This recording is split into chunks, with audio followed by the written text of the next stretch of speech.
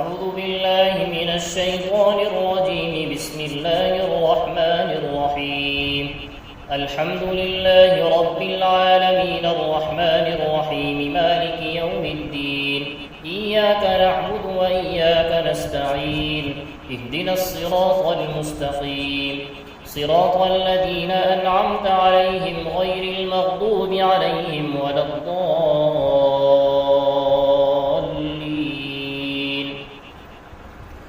بسم الله الرحمن الرحيم. ألف لام ميم.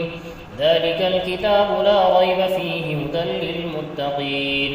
الذين يؤمنون بالغيب ويقيمون الصلاة ومما رزقناهم ينفقون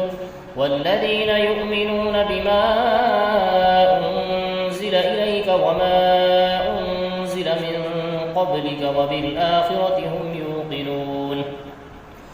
أولئك على هدى من ربهم وأولئك هم المفلحون. إن الذين كفروا سواء عليهم أأنذرتهم أم لم تنذرهم لا يؤمنون. ختم الله على قلوبهم وعلى سمعهم وعلى أبصارهم غشاوة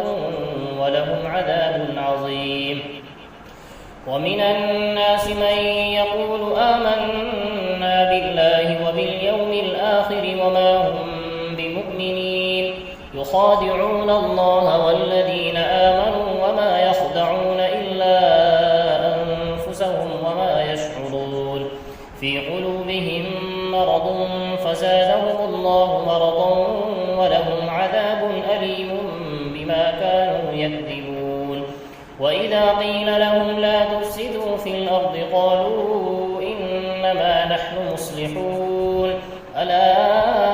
إنهم هم المفسدون ولكن لا يشعرون. وإذا قيل لهم آمنوا كما آمن الناس قالوا أنؤمن كما آمن السفهاء ألا إنهم هم السفهاء ولكن لا يعلمون. وإذا لقوا الذين آمنوا قالوا آمنا وإذا خلوا إلى شياطينهم قالوا إنا معكم إنما نحن مستهزئون. الله يستهزئ بهم ويمدهم في طغيانهم يعمهون. أولئك الذين اشتروا الضلالة بالهدى فما ربحت تجارتهم وما كانوا مهتدين. مثلهم كمثل الذي استوقد نارا فلما أضاءت ما حوله ذهب الله بنورهم وتركهم في ظلمات لا يبصرون. صم بكم عمي فهم لا يرجعون. أو كصيب من السماء فيه ظلمات ورعد وبرق يجعلون أصابعهم في آذانهم من الصواعق حذر الموت والله محيط بالكافرين. يكاد البرق يخطف أبصارهم كلما أضاء لهم مشوا فيه وإذا أظلم عليهم قاموا ولو شاء الله لذهب بسمعهم وأبصارهم إن الله على كل شيء قدير. يا أيها الناس اعبدوا ربكم الذي خلقكم والذين من قبلكم لعلكم تتقون. الذي جعل لكم الأرض فراشا والسماء بناء وأنزل من السماء ماء فأخرج به من الثمرات رزقا لكم فلا تجعلوا لله أندادا وأنتم تعلمون. وإن كنتم في ريب مما نزلنا على عبدنا فأتوا بسورة من مثله وادعوا شهداءكم من دون الله إن كنتم صادقين. فإن لم تفعلوا ولن تفعلوا فاتقوا النار التي وقودها الناس والحجارة أعدت للكافرين وبشر الذين آمنوا وعملوا الصالحات أن لهم جنات تجري من تحتها الأنهار كلما رزقوا منها من ثمرة رزقا قالوا هذا الذي رزقنا من قبل وأتوا به متشابها ولهم فيها أزواج مطهرة وهم فيها خالدون إن الله لا يستحيي أن يضرب مثلا ما بعوضة فما فوقها فأما الذين آمنوا فيعلمون أنه الحق من ربهم وأما الذين كفروا فيقولون ماذا أراد الله بهذا مثلا يضل به كثيرا ويهدي به كثيرا وما يضل به إلا الفاسقين الذين ينقضون عهد الله من بعد ميثاقه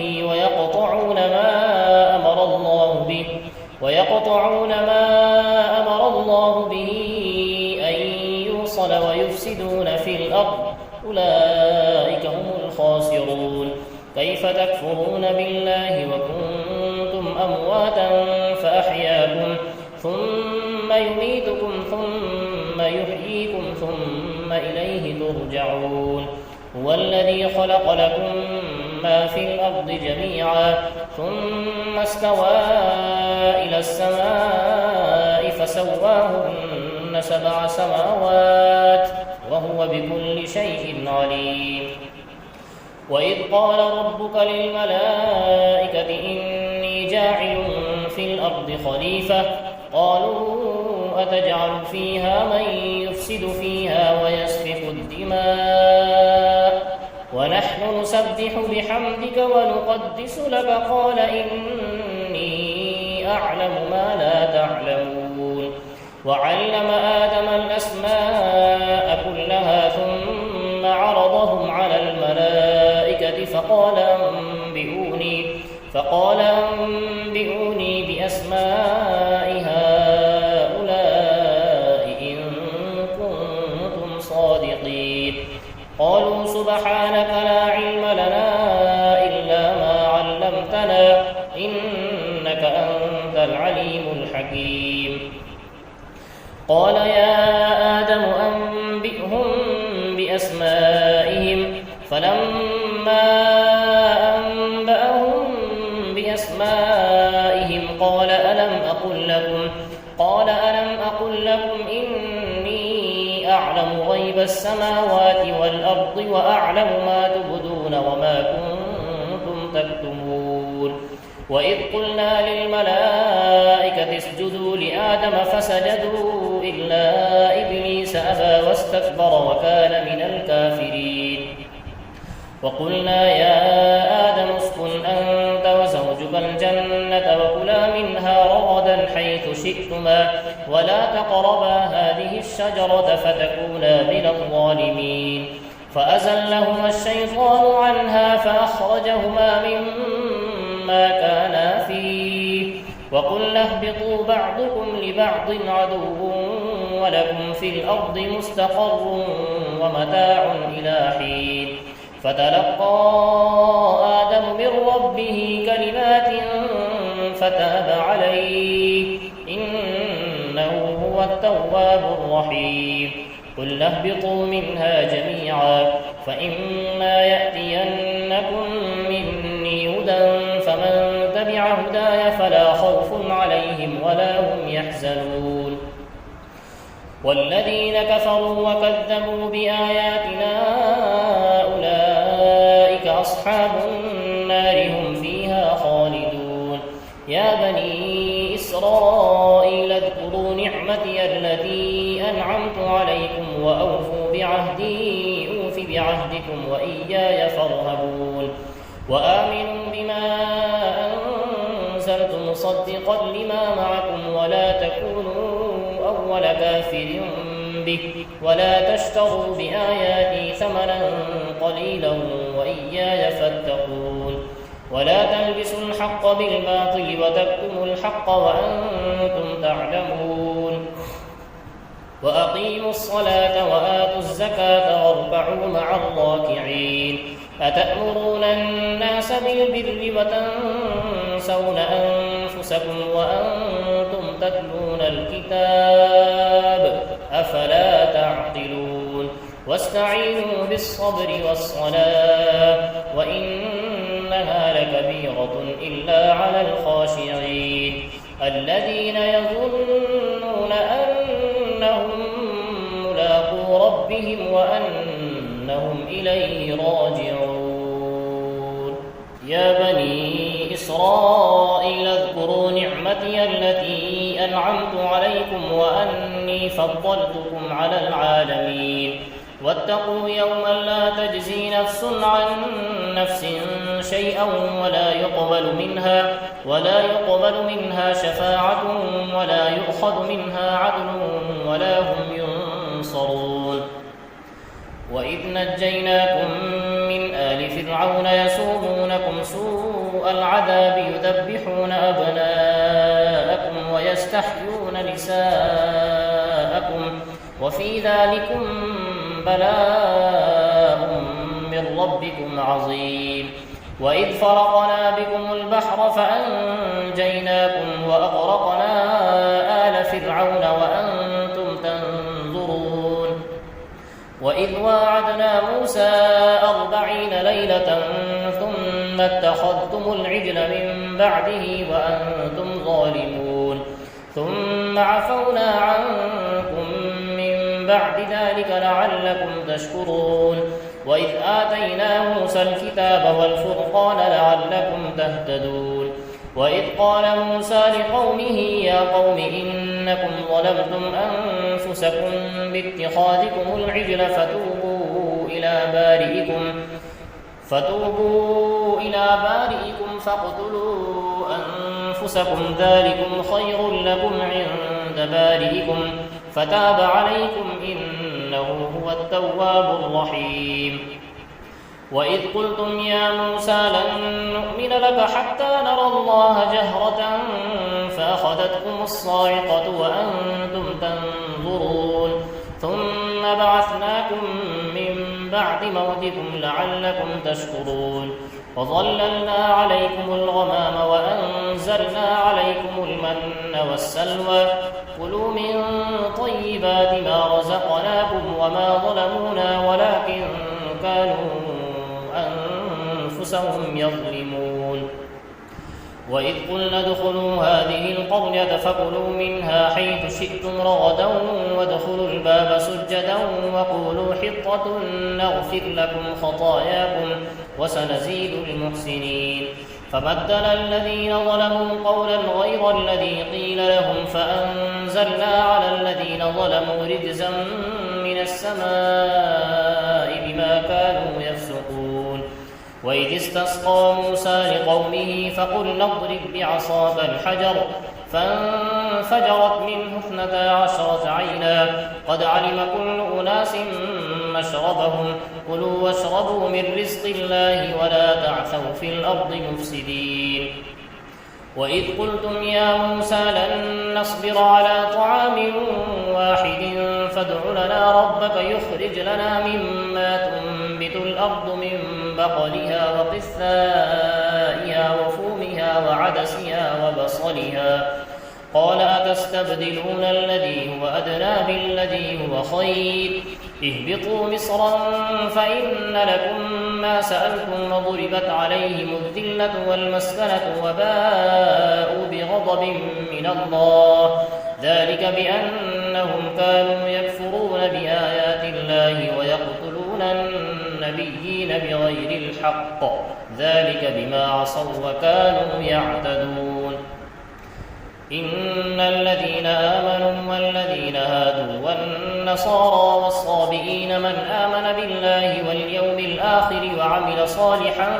فلهم أجرهم عند ربهم ولا خوف عليهم ولا هم يحزنون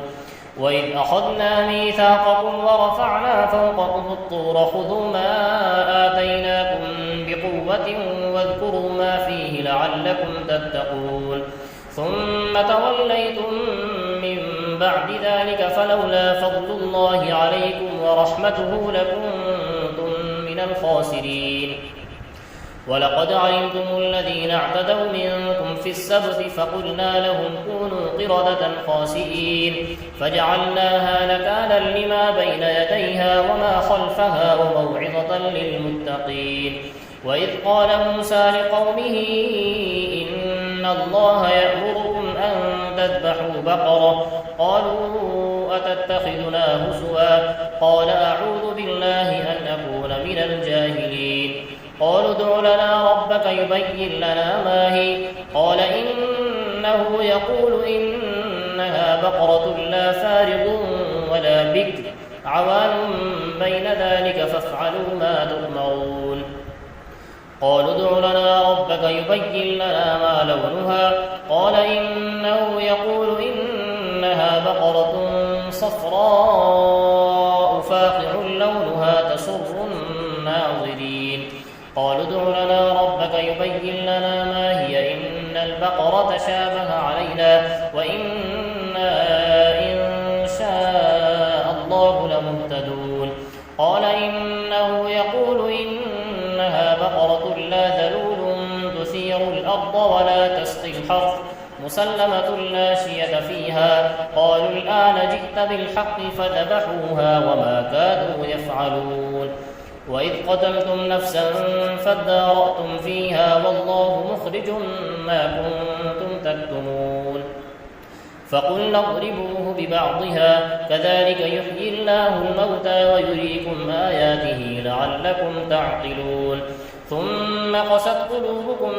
من بعد ذلك فهي كالحجارة أو أشد قسوة وإن من الحجارة لما يتفجر منه الأنهار وإن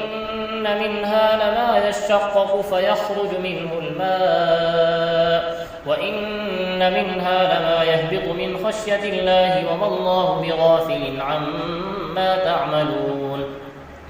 أفتطمعون أن يؤمنوا لكم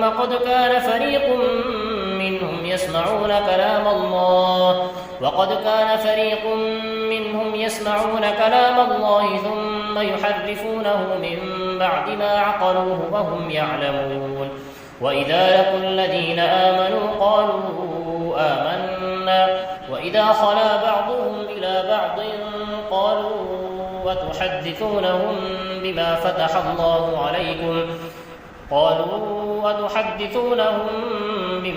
الله عليكم ليحاجوكم به عند ربكم أفلا تعقلون أولا يعلمون أن الله يعلم ما يسرون وما يعلنون ومنهم أميون لا يعلمون الكتاب إلا أماني وإن هم إلا يظنون فويل للذين يكتبون الكتاب بأيديهم ثم يقولون هذا من عند الله ليشتروا به ثمنا قليلا فويل لهم مما كتبت أيديهم وويل لهم مما يكسبون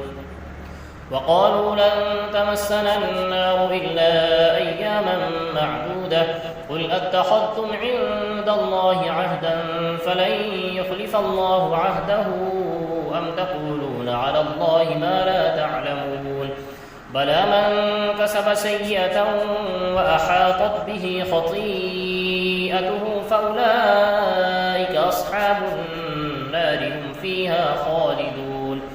والذين آمنوا وعملوا الصالحات أولئك أصحاب الجنة هم فيها خالدون وإذ أخذنا ميثاق بني إسرائيل لا تعبدون إلا الله وبالوالدين إحسانا وذي القربى واليتامى والمساكين وقولوا للناس حسنا وأقيموا الصلاة وآتوا الزكاة ثم توليتم إلا قليلا منكم وأنتم معرضون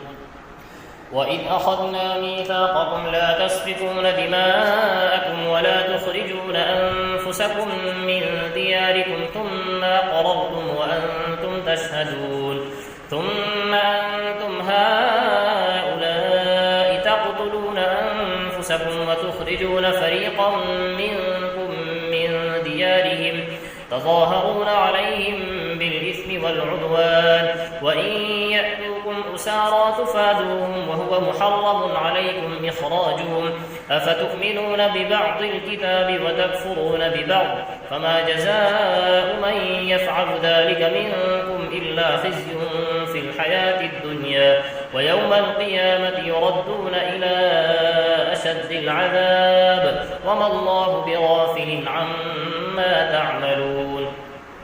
أولئك الذين اشتروا الحياة الدنيا بالآخرة فلا يخفف عنهم العذاب ولا هم ينصرون ولقد آتينا موسى الكتاب وقفينا من بعده بالرسل وآتينا عيسى ابن مريم البينات وأيدناه بروح القدس أفكلما جاءكم رسول بما لا تهوى أنفسكم استكبرتم ففريقا كذبتم وفريقا تقتلون وقالوا قلوبنا غلف بل لعنهم الله بكفرهم فقليلا ما يؤمنون ولما جاءهم كتاب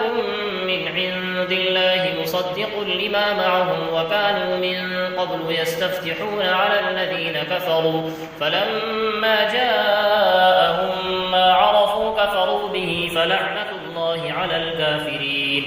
بئس ما اشتروا به أنفسهم أن يكفروا بما أنزل الله بغيا أن ينزل الله من فضله على من يشاء من عباده فباءوا بغضب على غضب وللكافرين عذاب مهين وإذا قيل لهم آمنوا بما أنزل الله قالوا نؤمن بما أنزل علينا ويكفرون بما وراءه وهو الحق مصدقا لما معهم قل فلم تقتلون أنبياء الله من قبل إن كنتم مؤمنين ولقد جاءكم موسى في البينات ثم اتخذتم العجل من بعده وأنتم ظالمون وإذ أخذنا ميثاقكم ورفعنا فوقكم الطور خذوا ما آتيناكم بقوة واسمعوا قالوا سمعنا وعصينا وأشربوا في قلوبهم العجل بكفرهم قل بئس ما يأمركم به إيمانكم إن كنتم مؤمنين قل إن كانت لكم الدار الآخرة عند الله خالصة من دون الناس فتمنوا الموت إن كنتم صادقين ولن يتمنوه أبدا بما قدمت أيديهم والله عليم بالظالمين ولتجدنهم أحرص الناس على حياة ومن الذين أشركوا يود أحدهم لو يعمر 1000 سنة وما هو بمزحزحه من العذاب أن يعمر والله بصير بما يعملون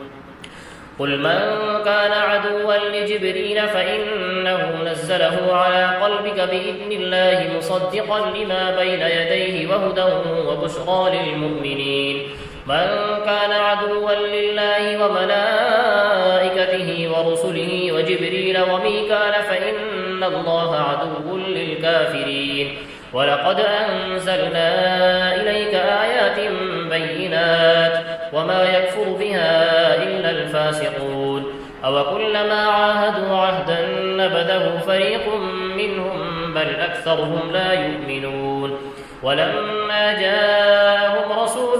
من عند الله مصدق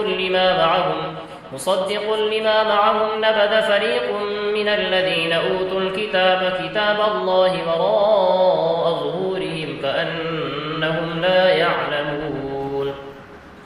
واتبعوا ما تتلو الشياطين على ملك سليمان وما كفر سليمان ولكن إن الشياطين كفروا يعلمون الناس السحر وما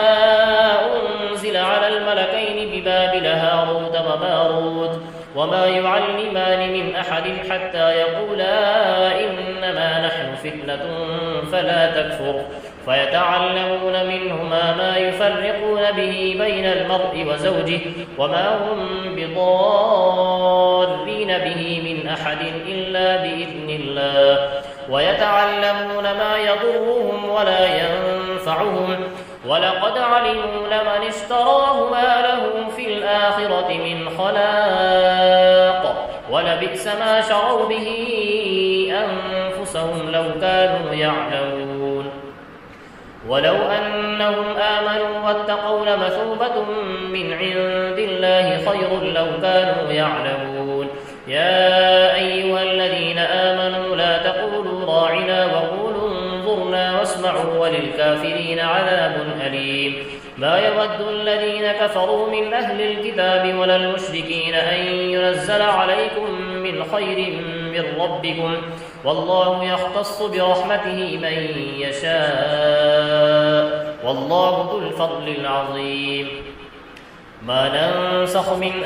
ننسخ من آية أو ننسها نأت بخير منها أو مثلها ألم تعلم أن الله على كل شيء قدير ألم تعلم أن الله له ملك السماوات والأرض وما لكم من دون الله من ولي ولا نصير أم تريدون أن تسألوا رسولكم كما سئل موسى من قبل ومن يتبدل الكفر بالإيمان فقد ضل سواء السبيل ود كثير من أهل الكتاب لو يردونكم من بعد إيمانكم كفارا حسدا من عند أنفسهم من بعد ما تبين لهم الحق فاعفوا واصفحوا حتى يأتي الله بأمره إن الله على كل شيء قدير وأقيموا الصلاة وآتوا الزكاة وما تقدموا لأنفسكم من خير تجدوه عند الله إن الله بما تعملون بصير وقالوا لن يدخل الجنة إلا من كان هودا أو نصارى تلك أمانيهم قل هاتوا برهانكم إن كنتم صادقين بلى من أسلم وجهه لله وهو محسن فله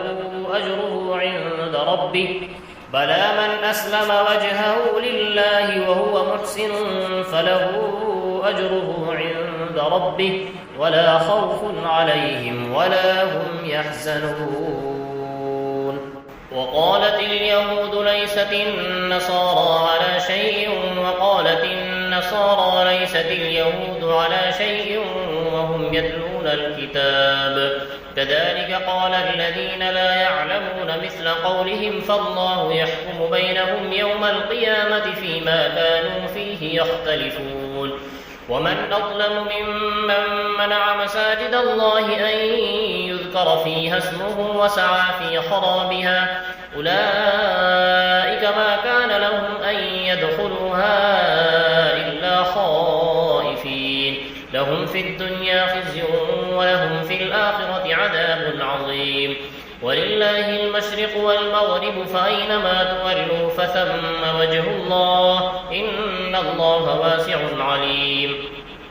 وقالوا اتخذ الله ولدا سبحانه بل له ما في السماوات والأرض كل له قانتون بديع السماوات والأرض وإذا قضى أمرا فإنما يقول له كن فيكون وقال الذين لا يعلمون لولا يكلمنا الله أو تأتينا آية كذلك قال الذين من قبلهم مثل قولهم تشابهت قلوبهم قد بينا الآيات لقوم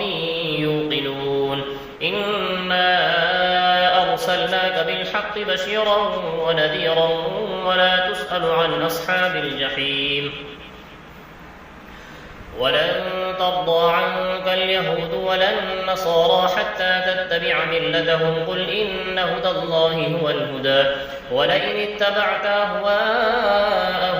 بعد الذي جاءك لك من الله من ولي ولا نصير الذين آتيناهم الكتاب يتلونه حق تلاوته أولئك يؤمنون به ومن يكفر به فأولئك هم الخاسرون يا بني إسرائيل اذكروا نعمتي التي أنعمت عليكم وأني فضلتكم على العالمين واتقوا يوما لا تجزي نفس عن نفس شيئا ولا يقبل منها عدل ولا تنفعها شفاعة ولا هم ينصرون وإذ ابتلى إبراهيم ربه بكلمات فأتمهن قال إني جاعلك للناس إماما قال ومن ذريتي قال لا ينال عهد الظالمين وإذ جعلنا البيت مثابة للناس وأمنا واتخذوا من مقام إبراهيم مصلى وعهدنا إلى إبراهيم وإسماعيل أن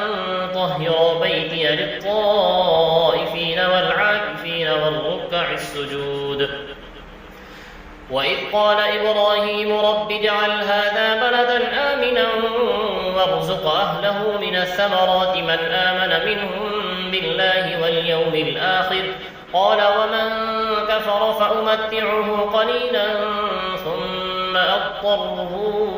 إلى عذاب النار وبئس المصير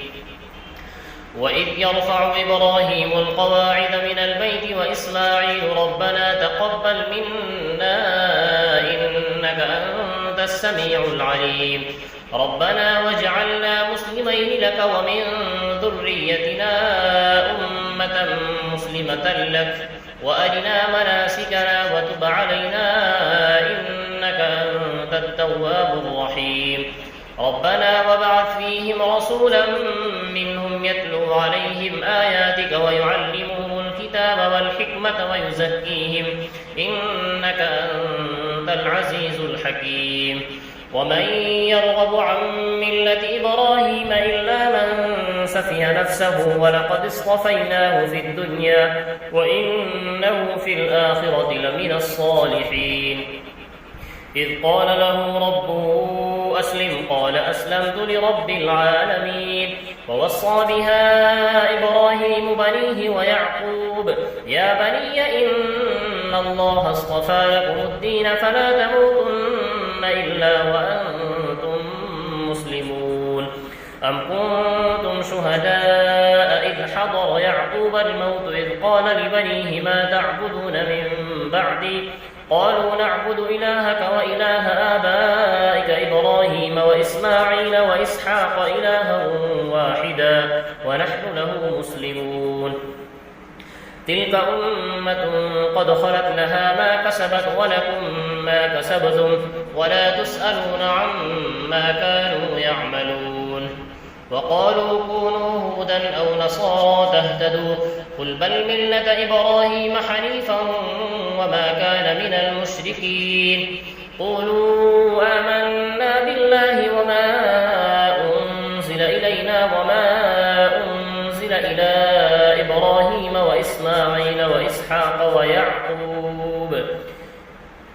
وإسماعيل وإسحاق ويعقوب والأسباط وما أوتي موسى وعيسى وما أوتي النبيون من ربهم لا نفرق بين أحد منهم ونحن له مسلمون فإن آمنوا بمثل ما آمنتم به فقد اهتدوا وإن تولوا فإنما هم في شقاق فسيكفيكهم الله وهو السميع العليم صبغة الله ومن أحسن من الله صبغة ونحن له عابدون قل لتحاجوننا في الله وهو ربنا وربكم ولنا أعمالنا ولكم أعمالكم ونحن له مخلصون أم تقولون إن إبراهيم وإسماعيل وإسحاق ويعقوب والأسباط كانوا هودا أو نصارى قل أأنتم أعلم أم الله ومن أظلم ممن كتم شهادة عنده من الله وما الله بغافل عما تعملون تلك أمة قد خلت لها ما كسبت ولكم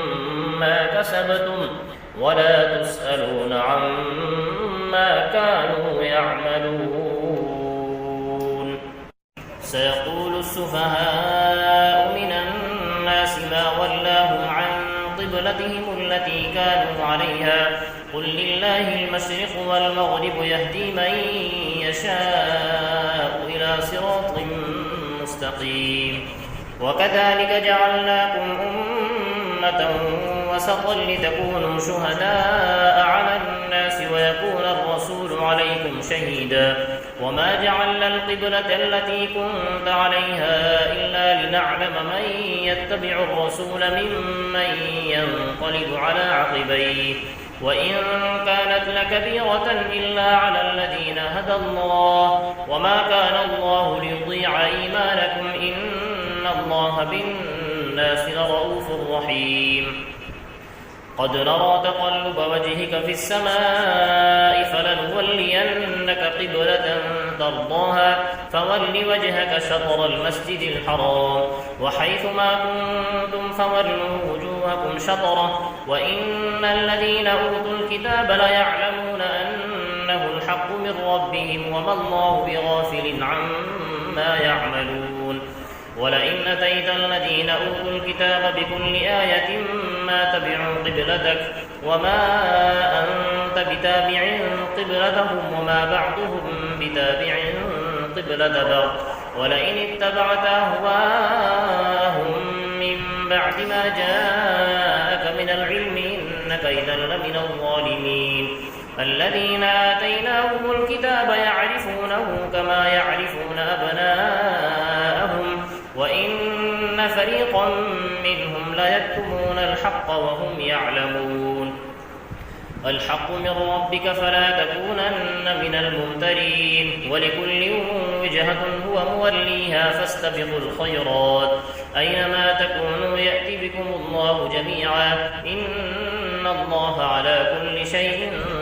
قدير ومن حيث خرجت فول وجهك شطر المسجد الحرام وإنه للحق من ربك وما الله بغافل عما تعملون ومن حيث خرجت فول وجهك شطر المسجد الحرام وحيث ما كنتم فولوا وجوهكم شطره لئلا يكون للناس عليكم حجة إلا الذين ظلموا منهم فلا تخشوهم واخشوني ولأتم نعمتي عليكم ولعلكم تهتدون كما أرسلنا فيكم رسولا منكم يتلو عليكم آياتنا ويزكيكم ويعلمكم الكتاب والحكمة ويعلمكم ما لم تكونوا تعلمون فاذكروني أذكركم واشكروا لي ولا تكفرون يا أيها الذين آمنوا استعينوا بالصبر والصلاة إن الله مع الصابرين ولا تقولوا لمن يقتل في سبيل الله أموات بل أحياء ولكن لا تشعرون ولنبلونكم بشيء من الخوف والجوع ونقص من الأموال والأنفس والثمرات وبشر الصابرين الذين إذا أصابتهم مصيبة قالوا إنا لله وإنا إليه راجعون أولئك عليهم صلوات من ربهم ورحمة وأولئك هم المهتدون إن الصفا والمروة من شعائر الله فمن حج البيت أو اعتمر فلا جناح عليه أن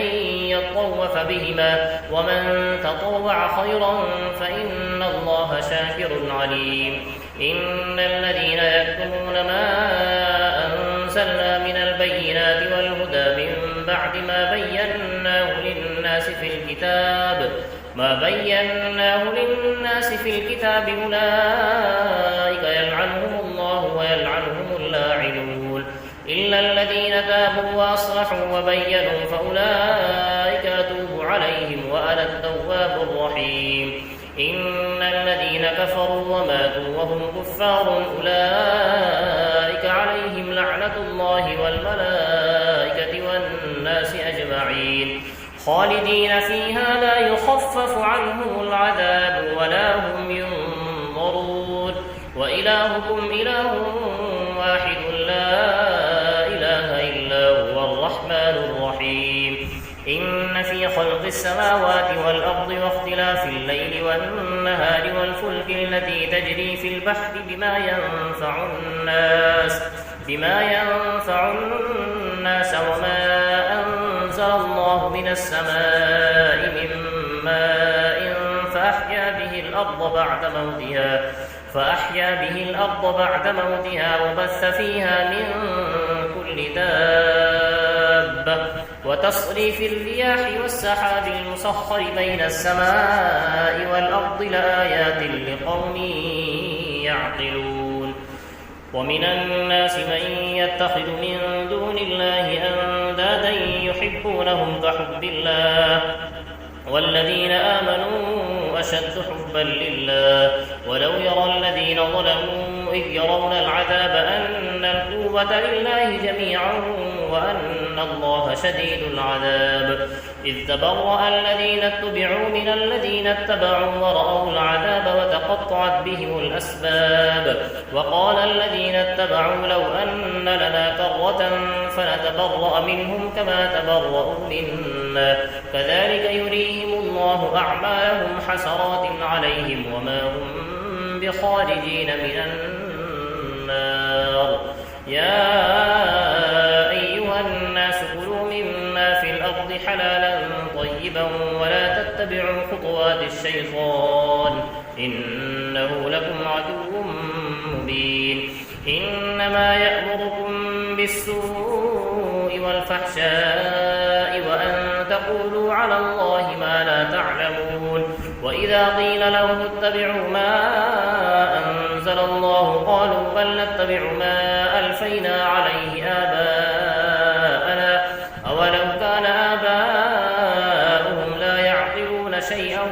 ولا يهتدون. ومثل الذين كفروا كمثل الذي ينعق بما لا يسمع إلا دعاء ونداء صم بكم عمي فهم لا يعقلون. يا أيها الذين آمنوا كلوا من طيبات ما رزقناكم واشكروا لله إن كنتم إياه تعبدون. إنما حرم عليكم الميتة والدم ولحم الخنزير وما أهل به لغير الله فمن اضطر غير باغ ولا عاد فلا إثم عليه إن الله غفور رحيم. إن الذين يكتمون ما أنزل الله من الكتاب ويشترون به ثمنا قليلا أولئك ما يأكلون في بطونهم إلا النار ولا يكلمهم الله يوم القيامة ولا يزكيهم ولهم عذاب أليم. أولئك الذين اشتروا الضلالة بالهدى والعذاب بالمغفرة فما أصبرهم على النار ذلك بأن الله نزل الكتاب بالحق وإن الذين اختلفوا في الكتاب لفي شقاق بعيد. ليس البر أن تولوا وجوهكم قبل المشرق والمغرب ولكن البر من آمن بالله واليوم الآخر والملائكة والكتاب والنبيين وآتى المال على حبه ذوي القربى واليتامى والمساكين وابن السبيل والسائلين وفي الرقاب وأقام الصلاة وآتى الزكاة والموفون بعهدهم إذا عاهدوا والصابرين في البأساء والضراء وحين البأس أولئك الذين صدقوا وأولئك هم المتقون. يا أيها الذين آمنوا كتب عليكم القصاص في القتلى الحر بالحر والعبد بالعبد والأنثى بالأنثى، فمن عفي له من أخيه شيء فاتباع بالمعروف وأداء إليه بإحسان، ذلك تخفيف من ربكم ورحمة، فمن اعتدى بعد ذلك فله عذاب أليم. ولكم في القصاص حياة يا أولي الألباب لعلكم تتقون. كتب عليكم إذا حضر أحدكم الموت إن ترك خيرا الوصية للوالدين والأقربين بالمعروف حقا على المتقين، فمن بدله بعدما سمعه فإنما إثمه على الذين يبدلونه إن الله سميع عليم. فمن خاف من موص جنفا أو إثما فأصلح بينهم فلا إثم عليه إن الله غفور رحيم. يا أيها الذين آمنوا كتب عليكم الصيام كما كتب على الذين من قبلكم لعلكم تتقون أياما معدودات، فمن كان منكم مريضا أو على سفر فعدة من أيام أخر، وعلى الذين يطيقونه فدية طعام مسكين، فمن تطوع خيرا فهو خير له، وأن تصوموا خير لكم إن كنتم تعلمون. شهر رمضان الذي أنزل فيه القرآن هدى للناس وبينات من الهدى والفرقان، فمن شهد منكم الشهر فليصم، ومن كان مريضا أو على سفر فعدة من أيام أخر، يريد الله بكم اليسر ولا يريد بكم العسر ولتكملوا العدة ولتكبروا الله على ما هداكم ولعلكم تشكرون. وإذا سألك عبادي عني فإني قريب أجيب دعوة الداع إذا دعاني فليستجيبوا لي وليؤمنوا بي لعلهم يرشدون. أحل لكم ليلة الصيام الرفث إلى نسائكم هن لباس لكم وأنتم لباس لهن، علم الله أنكم كنتم تختانون أنفسكم فتاب عليكم وعفى عنكم، فالآن باشروهن وابتغوا ما كتب الله لكم وكلوا واشربوا حتى يتبين لكم الخيط الأبيض من الخيط الأسود من الفجر، ثم أتموا الصيام إلى الليل ولا تباشروهن وأنتم عاكفون في المساجد، تلك حدود الله فلا تقربوها، كذلك يبين الله آياته للناس لعلهم يتقون. ولا تأكلوا أموالكم بينكم بالباطل وتدلوا بها إلى الحكام لتأكلوا فريقا من أموال الناس بالإثم وأنتم تعلمون. يسألونك عن الأهلة قل هي مواقيت للناس والحج، وليس البر بأن تأتوا البيوت من ظهورها ولكن البر من اتقى، وأتوا البيوت من أبوابها واتقوا الله لعلكم تفلحون. وقاتلوا في سبيل الله الذين يقاتلونكم ولا تعتدوا إن الله لا يحب المعتدين. واقتلوهم حيث ثقفتموهم وأخرجوهم من حيث أخرجوكم والفتنة أشد من القتل، ولا تقاتلوهم عند المسجد الحرام حتى يقاتلوكم فيه، فإن قاتلوكم فاقتلوهم كذلك جزاء الكافرين، فإن انتهوا فإن الله غفور رحيم. وقاتلوهم حتى لا تكون فتنة ويكون الدين لله، فإن انتهوا فلا عدوان إلا على الظالمين. الشهر الحرام بالشهر الحرام والحرمات قصاص، فمن اعتدى عليكم فاعتدوا عليه بمثل ما اعتدى عليكم، واتقوا الله واعلموا أن الله مع المتقين. وأنفقوا في سبيل الله ولا تلقوا بأيديكم إلى التهلكة وأحسنوا إن الله يحب المحسنين. وأتموا الحج والعمرة لله، فإن أحصرتم فما استيسر من الهدي، ولا تحلقوا رؤوسكم حتى يبلغ الهدي محله، فمن كان منكم مريضا أو به أذى من رأسه ففدية من صيام أو صدقة أو نسك، فإذا أمنتم فمن تمتع بالعمرة إلى الحج فما استيسر من الهدي، فمن لم يجد فصيام 3 أيام في الحج و7 إذا رجعتم، تلك 10 كاملة، ذلك لمن لم يكن أهله حاضر المسجد الحرام، واتقوا الله واعلموا أن الله شديد العقاب. الحج أشهر معلومات، فمن فرض فيهن الحج فلا رفث ولا فسوق ولا جدال في الحج، وما تفعلوا من خير يعلمه الله، وتزودوا فإن خير الزاد التقوى، واتقون يا أولي الألباب.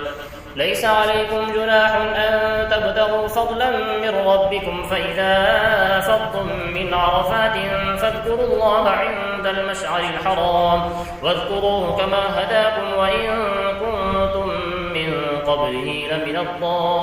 الضالين، ثم أفيضوا من حيث أفاض الناس واستغفروا الله إن الله غفور رحيم. فإذا قضيتم مناسككم فاذكروا الله كذكركم آباءكم أو أشد ذكرا، فمن الناس من يقول ربنا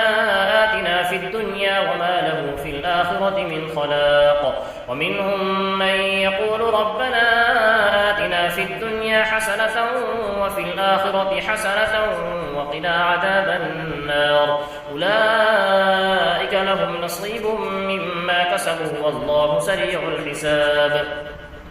واذكروا الله في أيام معدودات، فمن تعجل في يومين فلا إثم عليه، ومن تأخر فلا إثم عليه لمن اتقى، واتقوا الله واعلموا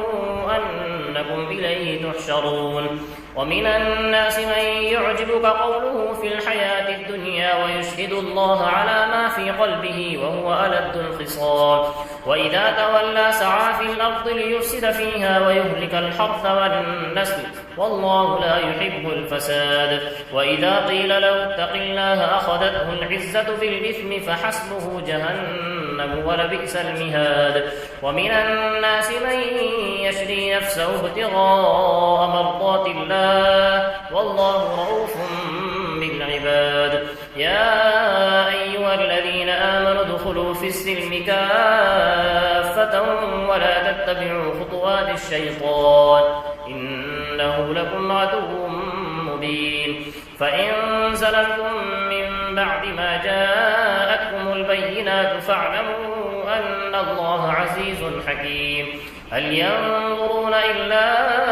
أن يأتيهم الله في ظلل من الغمام والملائكة وقضي الأمر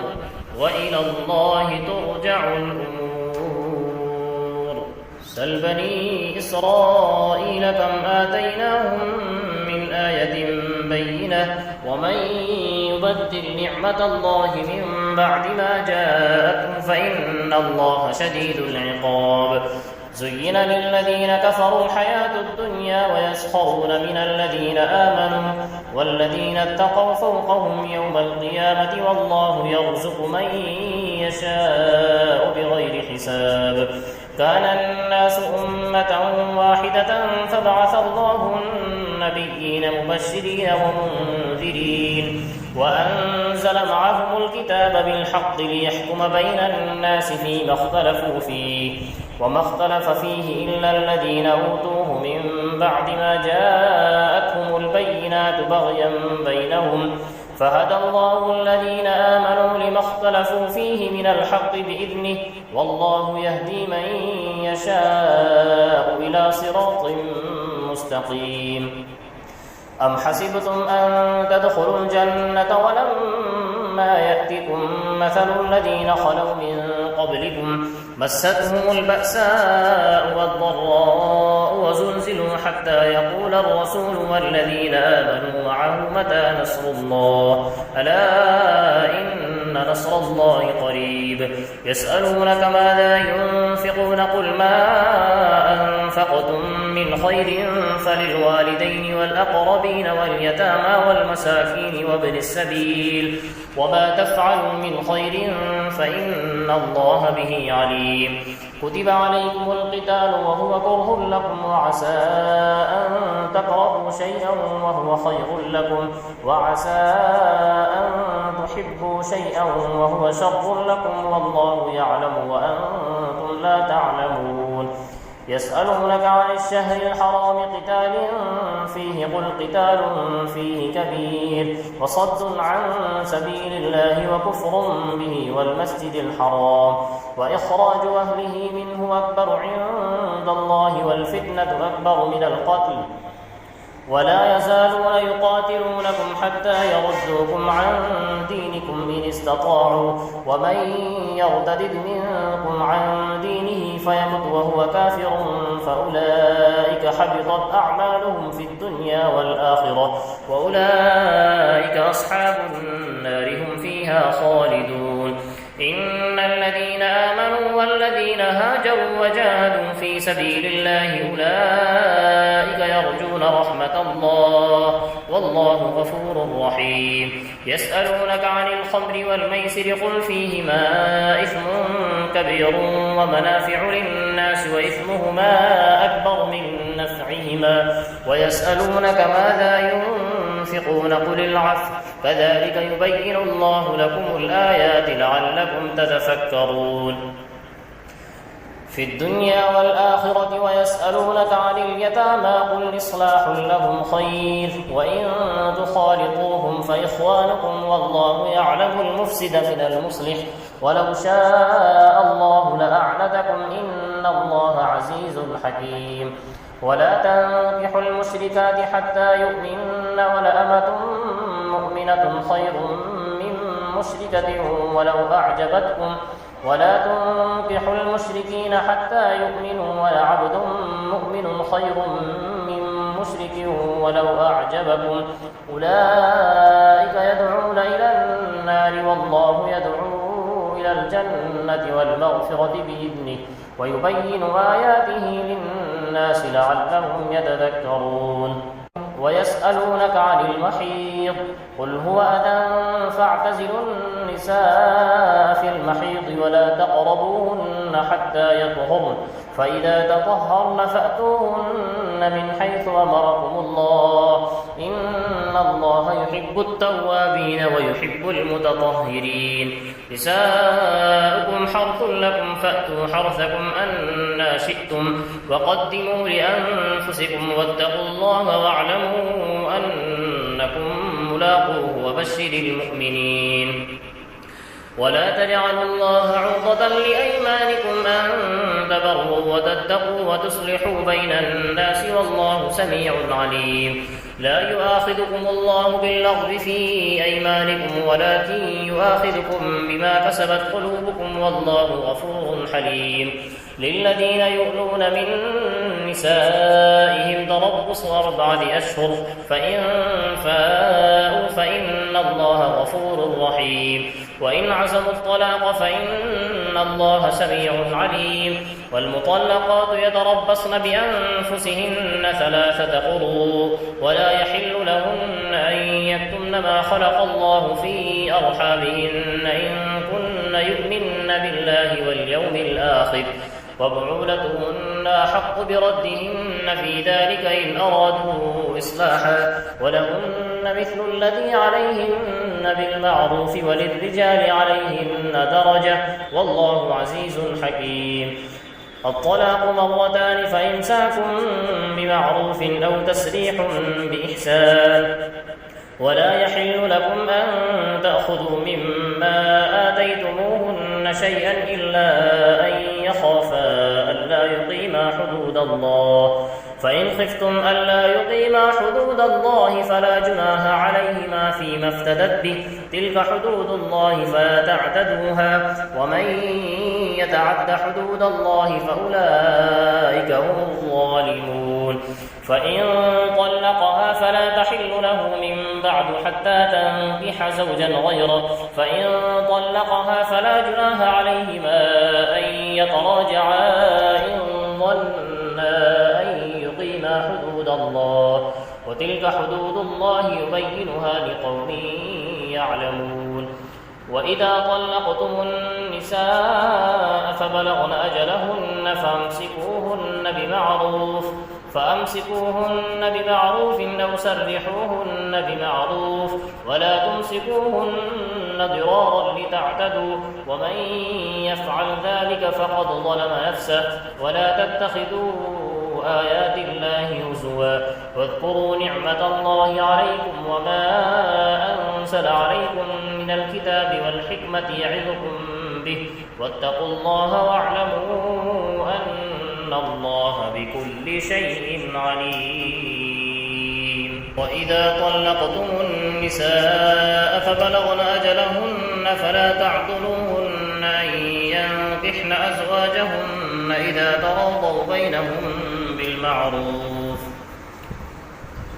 ذلك يوعظ به من كان منكم يؤمن بالله واليوم الآخر ذلكم أزكى لكم وأطهر والله يعلم وأنتم لا تعلمون والوالدات يرضعن أولادهن حولين كاملين لمن أراد أن يتم الرضاعة وعلى المولود له رزقهن وكسوتهن بالمعروف لا تكلف نفس إلا وسعها لا تضار والدة بولدها ولا مولود له بولده وعلى الوارث مثل ذلك فإن أرادا فصالا عن تراض منهما وتشاور فلا جناح عليهما وإن أردتم أن تسترضعوا أولادكم فلا جناح عليكم إذا سلمتم ما آتيتم بالمعروف واتقوا الله واعلموا أن الله بما تعملون بصير والذين يتوفون منكم ويذرون أزواجا يتربصن بأنفسهن 4 أشهر و10 فإذا بلغن أجلهن فلا جناح عليكم فيما فعلن في أنفسهن بالمعروف والله بما تعملون خبير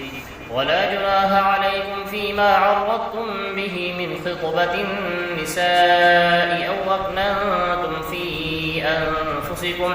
علم الله أنكم ستذكرونهن ولكن لا تواعدوهن سرا إلا أن تقولوا قولا معروفا ولا تعزموا عقدة النكاح حتى يبلغ الكتاب أجله واعلموا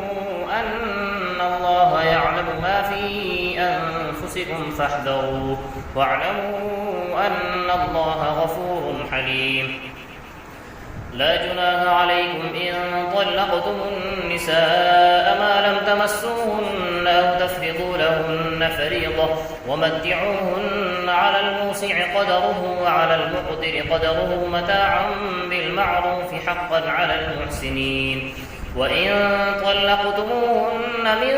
قبل أن تمسوهن وقد فرضتم لهن فريضة فنصف ما فرضتم إلا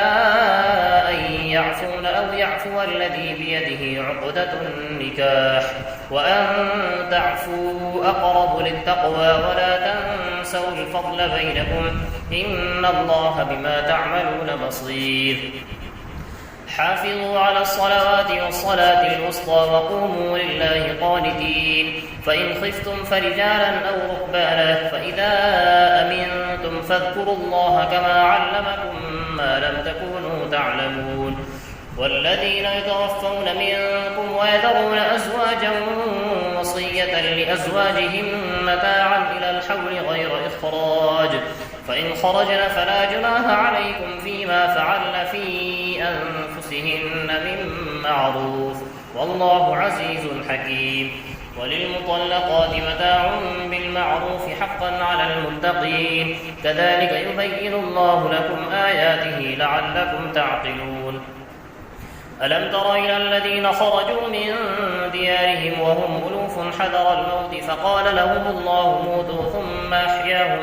إن الله لذو فضل على الناس ولكن أكثر الناس لا يشكرون وقاتلوا في سبيل الله واعلموا أن الله سميع عليم من ذا الذي يقرض الله قرضا حسنا فيضاعفه له أضعافا كثيرة والله يقبض ويبسط وإليه ترجعون ألم تر إلى الملأ من بني إسرائيل من بعد موسى إذ قالوا لنبي له ابعث لنا ملكا نقاتل في سبيل الله قال هل عسيتم إن كتب عليكم القتال ألا تقاتلوا قالوا وما لنا ألا نقاتل في سبيل الله وقد أخرجنا من ديارنا وأبنائنا فلما كتب عليهم القتال تولوا إلا قليلا منهم والله عليم بالظالمين وقال لهم نبيهم إن الله قد بعث لكم طالوت ملكا قالوا أنى يكون له الملك علينا ونحن أحق بالملك منه ولم يؤت سعة من المال قال إن الله اصطفاه عليكم وزاده بسطة في العلم والجسم والله يؤتي ملكه من يشاء والله واسع عليم وقال لهم نبيهم إن آية ملكه أن يأتيكم التابوت فيه سكينة من ربكم وبقية مما ترك آل موسى وآل هارون تحمله الملائكة إن في ذلك لآية لكم إن كنتم مؤمنين فلما فصل طالوت بالجنود قال إن الله مبتليكم بنهر فمن شرب منه فليس مني ومن لم يطعمه فإنه مني إلا من اغترف غرفة بيده فشربوا منه إلا قليلا منهم فلما جاوزه هو والذين آمنوا معه قالوا لا طاقة لنا اليوم بجالوت وجنوده قال الذين يظنون أنهم ملاقوا الله كم من فئة قليلة غلبت فئة كثيرة بإذن الله والله مع الصابرين ولما برزوا لجالوت وجنوده قالوا ربنا أفرغ علينا صبرا وثبت أقدامنا وانصرنا على القوم الكافرين فهزموهم بإذن الله وقتل داود جالوت وآتاه الله الملك والحكمة وعلمه مما يشاء ولولا دفع الله الناس بعضهم ببعض لفسدت الأرض ولكن الله ذو فضل على العالمين تلك آيات الله نتلوها عليك بالحق وإنك لمن المرسلين تلك الرسل فضلنا بعضهم على بعض منهم من كلم الله ورفع بعضهم درجات وآتينا عيسى ابن مريم البينات وأيدناه بروح القدس ولو شاء الله ما اقتتل الذين من بعدهم من بعد ما جاءتهم البينات ولكن اختلفوا فمنهم من آمن ومنهم من كفر ولو شاء الله ما اقتتلوا ولكن الله يفعل ما يريد يا أيها الذين آمنوا أنفقوا مما رزقناكم من قبل أن يأتي يوم لا بيع فيه ولا خلة ولا شفاعة والكافرون هم الظالمون الله لا إله إلا هو الحي القيوم لا تأخذه سنة ولا نوم له ما في السماوات وما في الأرض من ذا الذي يشفع عنده إلا بإذنه يعلم ما بين أيديهم وما خلفهم ولا يحيطون بشيء من علمه إلا بما شاء وسع كرسيه السماوات والأرض ولا يؤوده حفظهما وهو العلي العظيم. لا إكراه في الدين قد تبين الرشد من الغي فمن يكفر بالطاغوت ويؤمن بالله فقد استمسك بالعروة الوثقى لا انفصام لها والله سميع عليم. الله ولي الذين آمنوا يخرجهم من الظلمات إلى النور والذين كفروا أولياؤهم الطاغوت يخرجونهم من النور إلى الظلمات أولئك أصحاب النار هم فيها خالدون. ألم تر إلى الذي حاج إبراهيم في ربه أن آتاه الله الملك إذ قال إبراهيم ربي الذي يحيي ويميت قال أنا أحيي وأميت قال إبراهيم فإن الله يأتي بالشمس من المشرق فأت بها من المغرب فبهت الذي كفر والله لا يهدي القوم الظالمين. أو كالذي مر على قرية وهي خاوية على عروشها قال أنى يحيي هذه الله بعد موتها فأماته الله 100 عام ثم بعثه قال كم لبثت قال لبثت يوما أو بعض يوم قال بل لبثت 100 عام فانظر إلى طعامك وشرابك لم يتسنه وانظر إلى حمارك ولنجعلك آية للناس وانظر إلى العظام كيف ننشزها ثم نكسوها لحما فلما تبين له قال أعلم أن الله على كل شيء قدير. وإذ قال إبراهيم رب أرني كيف تحيي الموتى قال ولم تؤمن قال بلى ولكن ليطمئن قلبي قال فخذ 4 من الطير فصرهن إليك ثم اجعل على كل جبل منهن جزءا ثم ادعهن يأتينك سعيا واعلم أن الله عزيز حكيم. مثل الذين ينفقون أموالهم في سبيل الله كمثل حبة أنبتت 7 سنابل في كل سنبلة 100 حبة والله يضاعف لمن يشاء والله واسع عليم. الذين ينفقون أموالهم في سبيل الله ثم لا يتبعون ما أنفقوا منا ولا أذى لهم أجرهم عند ربهم ولا خوف عليهم ولا هم يحزنون. قول معروف ومغفرة خير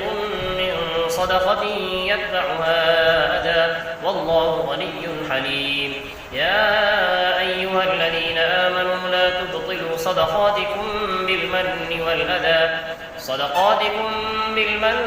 والأذى كالذي ينفق ماله رئاء الناس ولا يؤمن بالله واليوم الآخر فمثله كمثل صفوان عليه تراب فأصابه وابل فتركه صلدا لا يقدرون على شيء مما كسبوا والله لا يهدي القوم الكافرين. ومثل الذين ينفقون أموالهم ابتغاء مرضات الله وتثبيتا من أنفسهم كمثل جنة بربوة أصابها وابل فآتت أكلها ضعفين فإن لم يصبها وابل فطل والله بما تعملون بصير. أيود أحدكم أن تكون له جنة من نخيل وأعناب تجري من تحتها الأنهار له فيها من كل الثمرات وأصابه الكبر وله ذرية ضعفاء فأصابها إعصار فيه نار فاحترقت كذلك يبين الله لكم الآيات لعلكم تتفكرون. يا أيها الذين آمنوا أنفقوا من طيبات ما كسبتم ومما أخرجنا لكم من الأرض ولا تيمموا الخبيث منه تنفقون ولستم بآخذيه إلا أن تغمضوا فيه واعلموا أن الله غني حميد. الشيطان يعدكم الفقر ويأمركم بالفحشاء والله يعدكم مغفرة منه وفضلا والله واسع عليم. يؤتي الحكمة من يشاء ومن يؤت الحكمة فقد أوتي خيرا كثيرا وما يذكر إلا أولو الألباب. وما أنفقتم من نفقة أو نذرتم من نذر فإن الله يعلمه وما للظالمين من أنصار. إن تبدوا الصدقات فنعما هي وإن تخفوها وتؤتوها الفقراء فهو خير لكم ويكفر عنكم من سيئاتكم والله بما تعملون خبير. ليس عليك هداهم ولكن الله يهدي من يشاء وما تنفقوا من خير فلأنفسكم وما تنفقون إلا ابتغاء وجه الله وما تنفقوا من خير يوفى إليكم وأنتم لا تظلمون. للفقراء الذين أحصروا في سبيل الله لا يستطيعون ضربا في الأرض يحسبهم الجاهل أغنياء من التعفف تعرفهم بسيماهم لا يسألون الناس إلحافا وما تنفقوا من خير فإن الله به عليم. الذين ينفقون أموالهم بالليل والنهار سرا وعلانية فلهم أجرهم عند ربهم ولا خوف عليهم ولا هم يحزنون. الذين يأكلون الربا لا يقومون إلا كما يقوم الذي يتخبطه الشيطان من المس ذلك بأنهم قالوا إنما البيع مثل الربا وأحل الله البيع وحرم الربا. فمن جاءه موعظة من ربه فانتهى فله ما سلف وأمره إلى الله ومن عاد فأولئك أصحاب النار هم فيها خالدون. يمحق الله الربا ويربي الصدقات والله لا يحب كل كفار أثيم. إن الذين آمنوا وعملوا الصالحات وأقاموا الصلاة وآتوا الزكاة لهم أجرهم عند ربهم ولا خوف عليهم ولا هم يحزنون.